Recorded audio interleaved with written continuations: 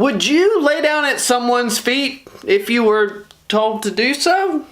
Welcome to Bearded Ministry. My name is Josh Nichols and this is Monday Minute. Monday Minute is a place where we get your week started off with a quick Bible study, and currently we're going through our Women of the Bible series. So if you're new here, go check out some of the previous videos, but if you've been here before, you know what time it is, and it's time to get your week started off with some of that biblical redemption. Come on!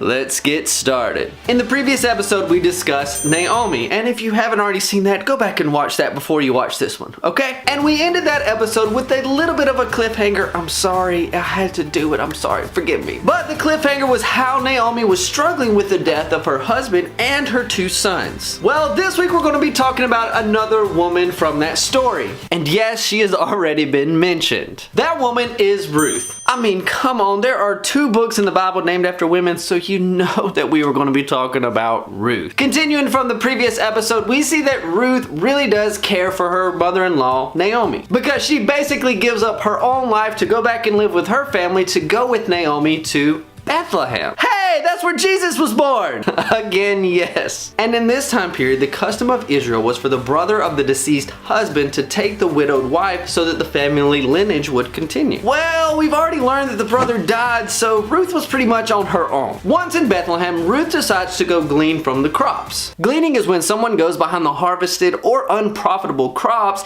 and basically gets all the leftovers. Well, the field that Ruth is actually gleaning from is actually owned by a man named Boaz. And Boaz just happens to be in the same clan as Elimelech. You know, Naomi's deceased husband. Boaz tells Ruth that she can continue to glean from the crops and provides water, and tells her to stay in his field so that she'll be safe. Ruth asks, why are you being so nice to a foreigner like her? Boaz says that he's heard about what she has sacrificed and how she ended up staying with her mother-in-law, Naomi. After the harvest, Naomi instructs Ruth to go lay down at the feet of Boaz after he's done winnowing barley, aka separating out the crops, and after he goes to sleep for the night. And to be honest, I don't know if I would, but Ruth does what Naomi instructs her to do. Boaz then wakes up in the middle of the night to find Ruth laying at his feet, and I would imagine that probably freaked him out, and he asks her, why are you doing this? Ruth responds that she wants Boaz to be her guardian redeemer. Boaz wants to accept the offer, but he says there's another man that is more closely related. But Boaz then goes and asks the man if he can take the responsibility. The man releases his responsibility over to Boaz, and he hands him his sandal. Folks, I cannot make this up. It's in chapter 4 verses 7 and 8 where he hands him his sandal.